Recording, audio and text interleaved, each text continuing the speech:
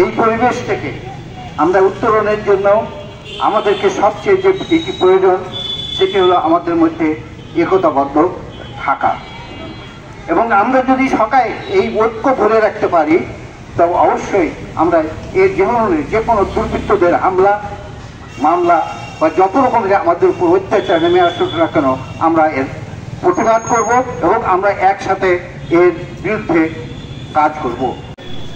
যে সমস্ত print media বলেই আর আমরা ইলেকট্রনিক মিডিয়াই বলি না কেন, আমরা যারা কাজ করি বিশেষ করে মাঠে তাদের অনেক রকমের সমস্যায় আমাদেরকে সম্মুখীন হতে হয়। এই সমস্যা থেকে আমরা বাঁচতে গিয়ে আমাদেরকে বিভিন্ন পথ অবলম্বন করতে হয়। আমরা যদি এইভাবে এই পথকে সঠিকভাবে পরিচালনা করতে পারি তাহলে আমাদের কোনো বাধায় আমরা সম্মুখীন হব না। আপনারা সকলে জানেন দীর্ঘ 15 বছর আমরা বিভিন্ন স্বৈর শাসনের কবলে থেকে সদ্য আমরা মুক্ত হয়েছি।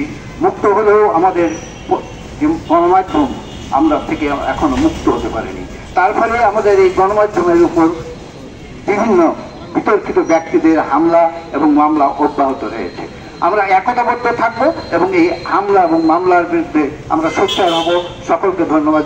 এবং এই গণমাধ্যমের কন্ট্রোল করার জন্য সবার আগে চেষ্টা করা হয় বা সবার আগে যে ঘটনাটি ঘটা হয় সেটা হচ্ছে সংশ্লিষ্ট প্রতিবেদক যারা গণমাধ্যম পরিচালনা করেন সেই সম্পাদক তাদের উপর হামলার এমন একটি হামলা হয়েছে দৈনিক জনবাণীর সম্পাদক সহ তার আরো সহকর্মীদের উপর। আমরা প্রথমেই এই হামলার তীব্র নিন্দা জানাই। পাশাপাশি আমরা যেটা বলতে চাই যে একটি সংবাদ মাধ্যম সত্য কথা বলে, সত্য প্রকাশ করে, সমাজের যে অসঙ্গতি, সমাজের যে ভুল ত্রুটি সেগুলো আসলে রাষ্ট্রকে, রাষ্ট্রের প্রধান কর্তাদের চোখে আঙুল দিয়ে দেখিয়ে দেয়। এটি কোনোভাবেই নেতিবাচক হিসেবে নেওয়ার সুযোগ নাই, বরং এই সমালোচনা রাষ্ট্রকে, রাষ্ট্রের কর্তাদের অবশ্যই সহ্য করতে হবে, এটা বিবেচনায় নিতে হবে। বরং এটা রাষ্ট্রের যে উন্নয়ন, রাষ্ট্রের যে শৃঙ্খলা সেটি ফেরাতে আসলে ভূমিকা রাখে। আজকের এই মানববন্ধনে যারা উপস্থিত হয়েছেন আমার সহকর্মীরা, আমি তাদের উদ্দেশ্য বলবো, আপনারা সত্য কথা বলেন বলেই আপনারা মানুষের আক্রোশের শিকার হন, আপনারা সত্য বলতে পারেন বলেই মানুষের বিরাগভাজন হন। আমি ব্যক্তিগতভাবে মনে করি একজন সাংবাদিক যদি কারো বিরাগভাজন না হয়, কারো শত্রুতে পরিণত না হয়, সে আসলে সাংবাদিক হিসেবে রাইট ট্র্যাকে নাই।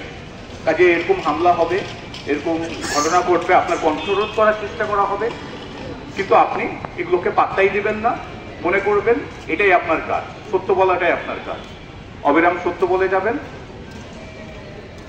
সত্য প্রতিষ্ঠার জন্য সংগ্রাম করে যাবেন, এটাই আপনাদের কাছে প্রত্যাশা থাকবে।